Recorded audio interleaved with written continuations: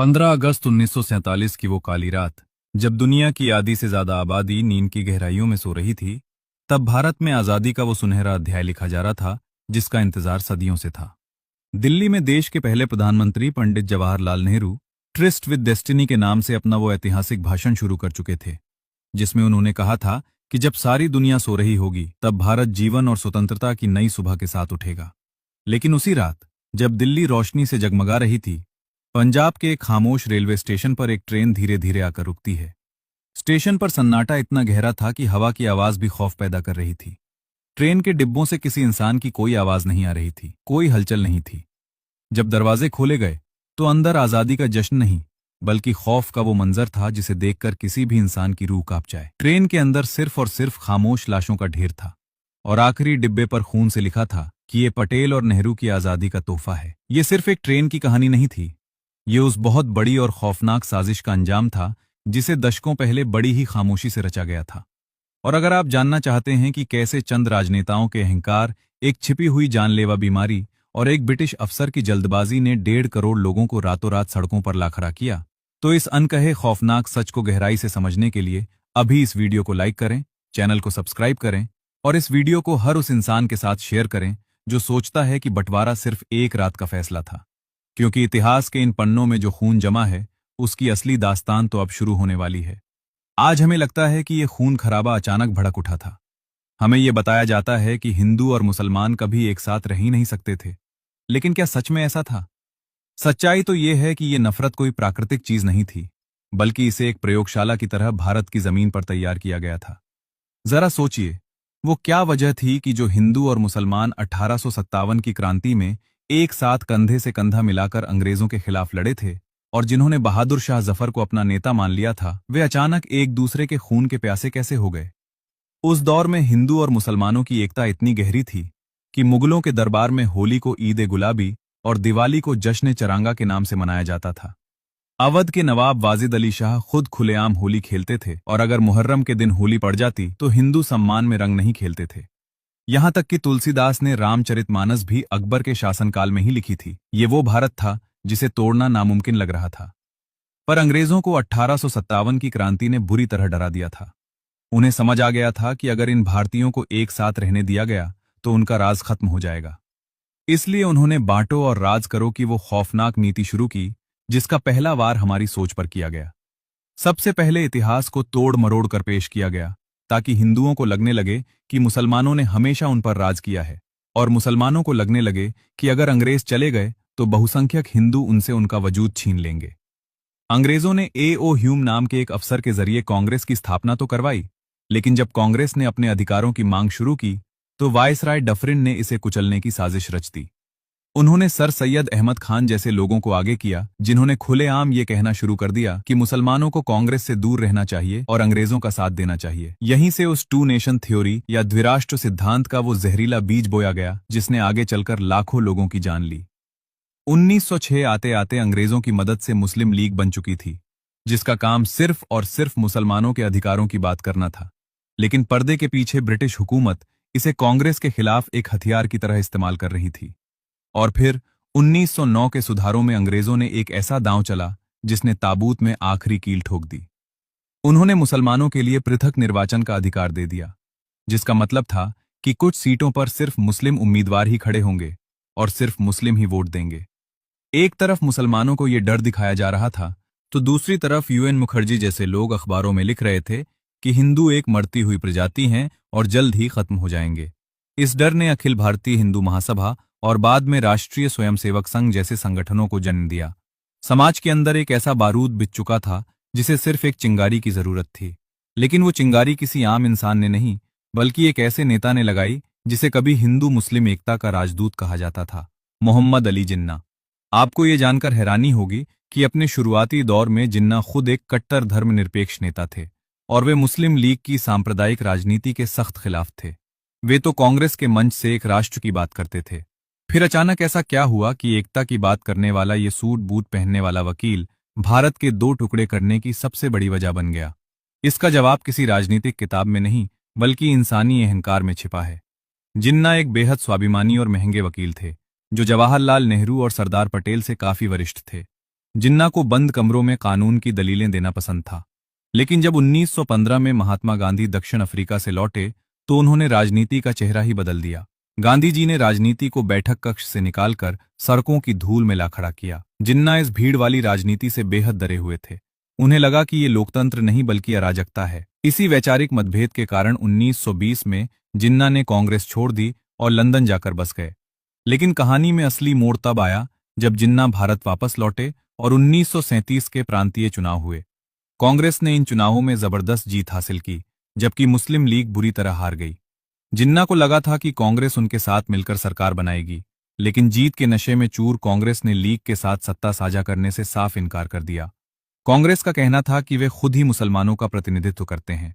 कांग्रेस के इस एक इनकार ने जिन्ना के अंदर ये डर हमेशा के लिए बैठा दिया कि आजाद भारत का मतलब सिर्फ और सिर्फ हिंदू राज होगा, जहां मुसलमानों की कोई सुनवाई नहीं होगी।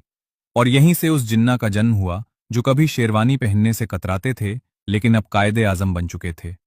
मार्च 1940 में उन्होंने मुस्लिम लीग के लाहौर अधिवेशन में खुलेआम पाकिस्तान का प्रस्ताव पारित कर दिया और ऐलान किया कि हिंदू और मुस्लिम केवल दो धर्म नहीं बल्कि दो अलग सभ्यताएं हैं। अब जिन्ना को सिर्फ एक मौका चाहिए था अपनी ताकत दिखाने का। क्या आप कल्पना कर सकते हैं कि कोई नेता अपनी जिद पूरी करने के लिए एक पूरे शहर को जलने के लिए छोड़ दे? 16 अगस्त 1946 ये भारतीय इतिहास का वो काला दिन था जब जिन्ना ने डायरेक्ट एक्शन डे यानी प्रत्यक्ष कार्यवाही दिवस का आह्वान किया। उनका संदेश एकदम साफ था, अगर संवैधानिक तरीके से पाकिस्तान नहीं मिला तो हम इसे लड़कर लेंगे। बंगाल में उस समय मुस्लिम लीग की सरकार थी और उस दिन पुलिस को जानबूझकर छुट्टी पर भेज दिया गया। दंगाइयों को खुली छूट दे दी गई। कलकत्ता की सड़कों पर अगले 72 घंटों में 5,000 से ज्यादा बेकसूर लोग मारे गए। सड़कों पर लाशों के ढेर लग गए और ये नफरत की आग नोआखली, बिहार और पंजाब तक फैल गई। जो सरदार पटेल अब तक विभाजन के सख्त खिलाफ थे, वे इस प्रशासनिक घुटन और नरसंहार को देखकर टूट गए। पटेल को एहसास हो गया कि अगर एक अंग में सड़न हो जाए तो पूरे शरीर को बचाने के लिए उस अंग को काटना ही पड़ता है। महात्मा गांधी जो पहले कह चुके थे कि विभाजन मेरी लाश पर होगा, उन्हें भी देश को जलते देखकर अपनी मौन स्वीकृति देनी पड़ी। सब मान चुके थे कि बंटवारा होकर रहेगा, लेकिन असली खौफनाक खेल तो अब शुरू होने वाला था। आप खुद सोचिए, एक ऐसे देश को जहां लाखों लोग सदियों से एक साथ रह रहे हैं, उसे कैसे बांटा जा सकता है? इसके लिए मार्च 1947 में वायसराय लॉर्ड माउंटबेटन दिल्ली पहुंचे। अंग्रेजों ने भारत छोड़ने की तारीख जून 1948 तय की थी, लेकिन माउंटबेटन को डर था कि अगर वे ज्यादा रुके तो दंगों की आग अंग्रेज सैनिकों को भी जला देगी। इसलिए उन्होंने इस तारीख को 10 महीने पहले खिसकाकर 15 अगस्त 1947 कर दिया। अब एक देश को सिर्फ कुछ हफ्तों में काटना था। इसके लिए सिरिल रेडक्लिफ नाम के एक ब्रिटिश वकील को बुलाया गया, जिसने अपनी पूरी जिंदगी में भारत की धरती पर कदम तक नहीं रखा था। उसे सिर्फ 5 हफ्ते का समय दिया गया ताकि वो दुनिया के सबसे जटिल भूगोल पर एक लकीर खींच सके। रेडक्लिफ ने बंद कमरों में बैठकर पुराने नक्शों के आधार पर कलम चलाई। उसे नहीं पता था कि उसकी खींची लकीर किसी का आंगन 2 हिस्सों में बांट रही है या किसी के खेत को दूसरे देश में डाल रही है। पंजाब और बंगाल जो भारत के फेफड़े थे, उन्हें बेरहमी से चीर दिया गया। ये पागलपन सिर्फ जमीन तक सीमित नहीं था। बंटवारा इस हद तक गया कि सरकारी दफ्तरों की कुर्सियां, मेज, टाइपराइटर और यहां तक कि पुस्तकालयों की किताबों तक को आधा आधा बांटा गया। इंसाइक्लोपीडिया ब्रिटानिका का पहला खंड भारत को मिला तो दूसरा पाकिस्तान को। लाइब्रेरी में पड़े शब्दों को भी फाड़कर आधा आधा कर दिया गया। सिर्फ भारत का गुप्तचर विभाग ऐसा था जिसे भारत ने पाकिस्तान के साथ साझा करने से साफ इनकार कर दिया और कहा कि हम एक फाइल तक नहीं देंगे। भारतीय सेना के वीर योद्धाओं को भी 2/3 भारत और 1/3 पाकिस्तान के हिस्से में बांट दिया गया। लेकिन इंसान इन फाइलों और किताबों से ज्यादा अहम थे, और उनके साथ जो हुआ वो इंसानियत की सबसे बड़ी हार थी। अगर आप इस खौफनाक त्रासदी और कुर्सी की इस अंधी दौड़ से महसूस होने वाली घुटन को समझ पा रहे हैं, तो इस सच्चाई को जिंदा रखने के लिए अभी हमारे चैनल को सब्सक्राइब करें और वीडियो को लाइक करें, क्योंकि अब जो सच मैं आपको बताने जा रहा हूं वो आपको अंदर तक झकझोर कर रख देगा। क्या आप जानते हैं कि 15 अगस्त को जब करोड़ों लोग आजाद हुए, तब उन्हें यह तक नहीं पता था कि वे किस देश के नागरिक हैं? क्योंकि रेडक्लिफ ने अपनी खूनी सीमा रेखा की घोषणा 15 अगस्त को नहीं बल्कि 17 अगस्त को की थी। 2 दिनों तक पंजाब और बंगाल के लोग इसी खौफ में जागते रहे कि उनका घर लकीर के इस पार है या उस पार। और जब वो लकीर सामने आई तो वो किसी गहरे घाव की तरह थी। कल तक जो पड़ोसी एक दूसरे के सुख दुख के साथी थे, वे रातों रात एक दूसरे के खून के प्यासे बन गए। लगभग 1.5 करोड़ लोगों को अपना बसा बसाया घर छोड़कर एक अनजानी दिशा में भागना पड़ा। सड़कों पर मीलों लंबी कतारें थीं और आंखों में अनजाना डर। सबसे भयानक मंजर उन ट्रेनों का था जो सीमाओं को पार कर रही थी। 13 अगस्त को लाहौर से जो ट्रेन अमृतसर के लिए निकली थी, उसमें 42 हिंदू और सिखों को मौत के घाट उतार दिया गया था और स्टेशन पर एक भी जिंदा इंसान नहीं पहुंचा था। जब यह खबर दिल्ली पहुंची, तो दिल्ली से पाकिस्तान जाने वाली अफसरों की स्पेशल ट्रेन पर पटियाला में हमले शुरू हो गए। और फिर शुरू हुआ नफरत का वो दौर जिसका कोई अंत नहीं था। 15 अगस्त की शाम अमृतसर रेलवे स्टेशन पर जो ट्रेन पाकिस्तान से आई, उसमें सिर्फ और सिर्फ लाशें थीं। किसी का हाथ कटा था तो किसी का सिर। ये गाड़ियां हजारों बेकसूर लोगों के लिए जिंदा ताबूत बन चुकी थीं। 10 से 20 लाख लोग इस खूनी बंटवारे की भेंट चढ़ गए। लेकिन यह खौफनाक बंटवारा सिर्फ यहीं खत्म नहीं हुआ। एक और बड़ा विवाद खजाने का था। तय हुआ था कि भारत के रिजर्व बैंक में पड़े पैसे का 17.5% हिस्सा पाकिस्तान को दिया जाएगा। मोहम्मद अली जिन्ना ने जिद पकड़ ली कि उन्हें 75 करोड़ रुपए दिए जाएं। 15 अगस्त को पहली किश्त के रूप में 20 करोड़ रुपए पाकिस्तान को दे दिए गए, लेकिन बाकी बचे 55 करोड़ रुपए सरदार पटेल सुरक्षा कारणों से रोकना चाहते थे, क्योंकि दोनों देशों के बीच तनाव बढ़ चुका था। लेकिन तभी महात्मा गांधी ने पाकिस्तान को वो पैसा दिलाने के लिए आमरण अनशन की धमकी दे दी। गांधी जी का सोचना था कि इससे भविष्य के रिश्ते कड़वे नहीं होंगे, लेकिन उनके इस दबाव में पैसा तो दे दिया गया, पर रिश्तों में आई वो खटास आज तक नहीं मिटी। इन सबके बीच एक ऐसा खौफनाक रहस्य था जो जिन्ना ने पूरी दुनिया से छिपा कर रखा था। एक ऐसा राज जो अगर कांग्रेस या अंग्रेजों को मालूम पड़ जाता तो शायद भारत के 2 टुकड़े कभी होते ही नहीं। वो रहस्य था जिन्ना की बीमारी। जिन्ना को बहुत लंबे समय से टीबी यानी राजक्षमा की बीमारी थी। उनके फेफड़े जवाब दे रहे थे और उन्हें पता था कि उनके पास वक्त बहुत कम है। उन्होंने ये बात अपनी आखिरी सांस तक छिपा कर रखी। उन्हें डर था कि अगर कांग्रेस या माउंटबेटन को पता चल गया कि उनकी मौत करीब है, तो वे जानबूझकर पाकिस्तान बनने का फैसला टाल देंगे और जिन्ना के मरने के बाद पाकिस्तान की मांग हमेशा के लिए दफन हो जाएगी। और नियति का खेल देखिए, जिस जिन्ना ने एक अलग मुल्क बनाने के लिए पूरे उपमहाद्वीप को खून से नहला दिया, वो उस पाकिस्तान की गद्दी पर सिर्फ 1 साल बैठ पाए। विभाजन के महज 1 साल बाद 11 सितंबर 1948 को जिन्ना की मौत हो गई। जिस पाकिस्तान को उन्होंने 2 राष्ट्रों के सिद्धांत पर खड़ा किया था, वो उनके जाने के बाद ही अस्थिरता और संघर्षों के भंवर में ऐसा फंसा कि आज तक बाहर नहीं आ पाया। उनके बाद के नेताओं ने उस धर्मनिरपेक्ष पाकिस्तान की छवि को पूरी तरह मिटा दिया जिसका सपना जिन्ना ने शुरू में दिखाया था।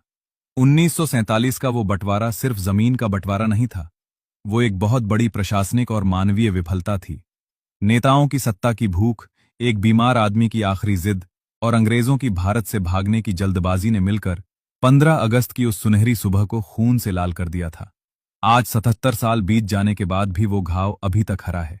जब भी हम आज़ादी का जश्न मनाते हैं, तो हमें उन लाखों गुमनाम चीखों को जरूर याद रखना चाहिए जिन्होंने उस लकीर की कीमत अपनी जान देकर चुकाई। ये इतिहास हमें चीख चीख कर एक बात सिखाता है कि जब राजनीति को धर्म और अहंकार के चश्मे से देखा जाता है, तो देशों के नक्शे तो बन जाते हैं, लेकिन इंसानियत हमेशा हार जाती है। अगर आपको लगता है कि इतिहास के इन दबे हुए पन्नों और इस खौफनाक सच को हर भारतीय को जानना चाहिए, तो इस आवाज को रुकने मत दीजिए। हमारे चैनल को अभी सब्सक्राइब करें, वीडियो को लाइक करें और कमेंट में बताएं कि आपके नजरिए से इस बंटवारे का असली जिम्मेदार कौन था। क्या जिन्ना का अहंकार, अंग्रेजों की चाल या कांग्रेस की विवशता? इतिहास के एक और रहस्य के साथ बहुत जल्द मिलेंगे। जय हिंद।